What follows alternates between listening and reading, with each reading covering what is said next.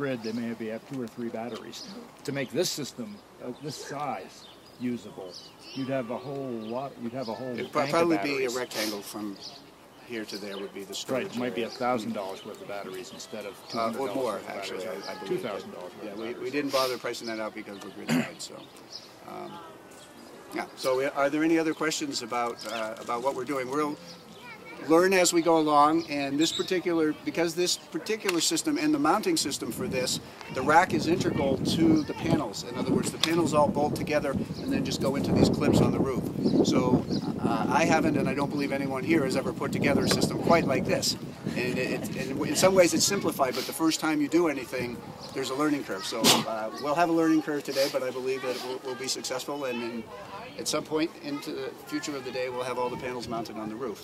And they will all be, as we mount each panel, there's a wiring harness that hooks one to the other, and we can do that today. That can all be done safely because these panels will not put out any power. They're producing power, but it won't be released from the panel into the wire until it's hooked to the grid, and these inverters actually sense or read the grid for 5 continuous minutes, then it will turn on. So there's a safety feature in these panels that they shut down. It's called anti-islanding, and it's a code requirement.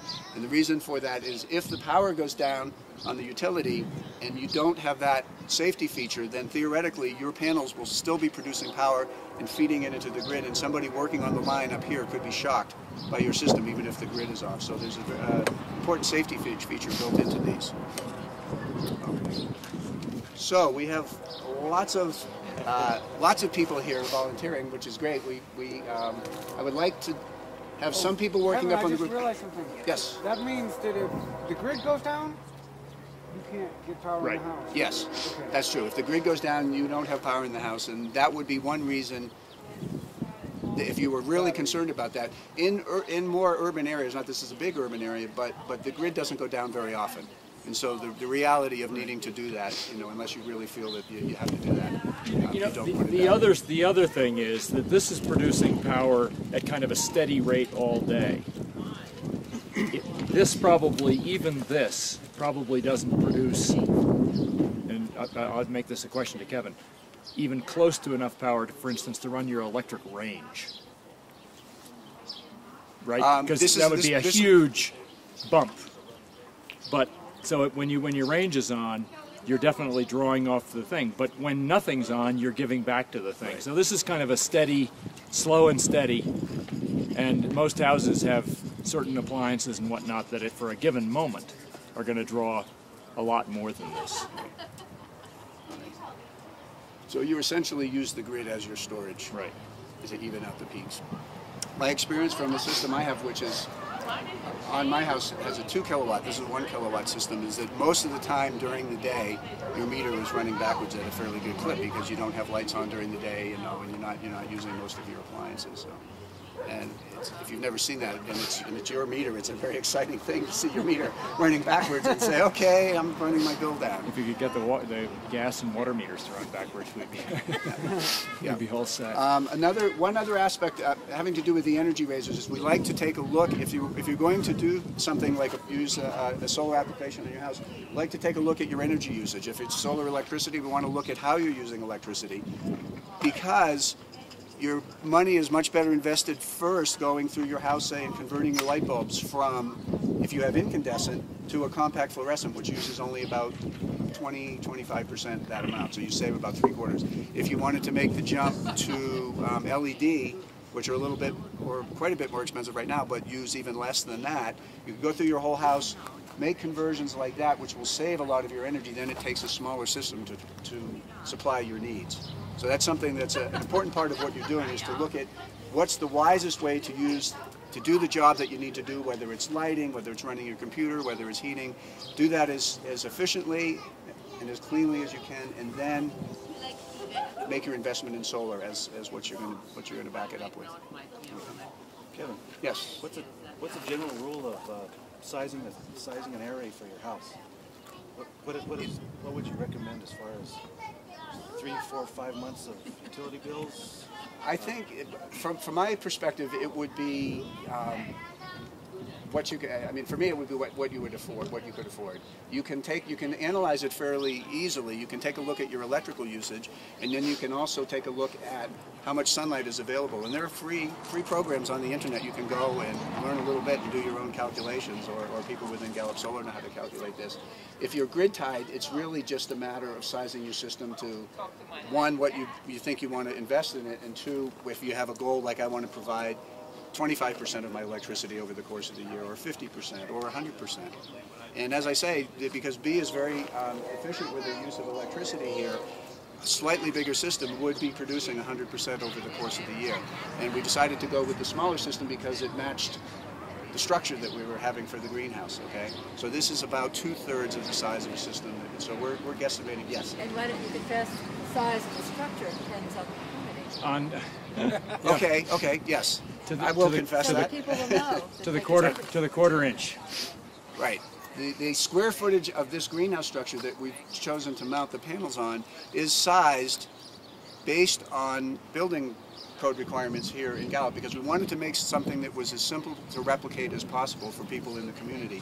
If you go over 100 square feet for your footprint on this building, you would need to get a building permit, and then there's more code requirements. It's a little bit more comprehensive process. 120. Did I say 100? You said 100. Okay, if you go over 120 square feet, so this is slightly under 120 square feet. Very slightly, but very it is slightly. So that was the determining size of the greenhouse and the space that we had here and all of that. So we sized the system to match that, knowing that if we had a little bit more space, we could go 100% with this house. Oh, another thing, I didn't do it for today, but I plan to make an itemized thing so that people can see exactly how much all the materials cost. Okay. And if they can get some of us to help them, we can go from there. All right. So B is itemizing all of the cost of the materials for the greenhouse and the materials for the solar system. So the whole thing will be broken down for you. So anybody want to see what's involved, you may want to do just panels. You may be interested in gardening and want to have a greenhouse that you don't have to put propane heater into. Or you put them on your roof. Or you can put them on your roof. So you could put them on your roof. You could also put them on a pole and a frame on the ground if that's the best application, if that's where you have the most sun. And I have a quick question. What is the political climate right now as far as the tax credit, and is it federal, state, or local? Like, what are the tax credits? How much do they chip in right now? For a photovoltaic system, on your federal tax, you get a 30% credit, which is a direct savings. In other Up words, to $1,500. not on a photovoltaic system. You get the whole thing? Yeah. 100% of the cost of the system is, you get a 30% write-off. So whatever that, take 30% of the cost of the system is what you're going to save in dollars on your taxes. So it's a way the federal government is creating an incentive for people to do this. And then the state of New Mexico, for your state income tax, has an additional 10%. Okay. So that's 40%, almost half. If you pay income taxes. If you have no income, then you don't get to do that. But hopefully you do have some. So there's that. And then different states, and then this is some of the things that Gallup Solar is working on. What else makes it easy to do something like this? And in the case of Gallup, until just a few months ago, you could not have tied this system into the grid, but several people worked on some policy with the city, with Gallup Joint Utilities, to enable this.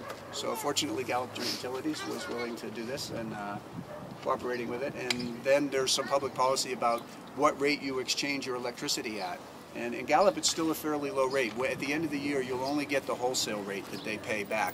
But in many, if you produce more. If you produce more, you're just trading even up to that point. If you were in Albuquerque under P&M currently, you'd be getting the equivalent. It's been changing around a little bit, but up to almost 24 cents per kilowatt hour for every one you produce. So in Albuquerque, if you wanted to do something like this, you could actually be getting a check.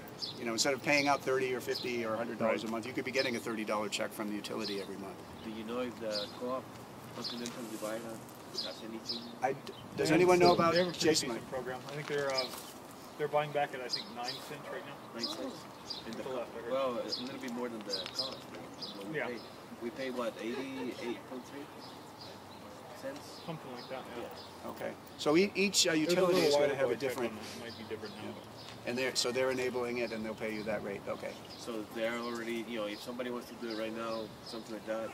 They have Free everything in lunch. place. So you're actually better off being on divided electric than Gallup. Oh, yes. Yeah. Utility. Yeah. Gallup is the It's least cheaper. favorable right now, but the legislation was just passed enabling it, or the rules just passed enabling it. So that's a very big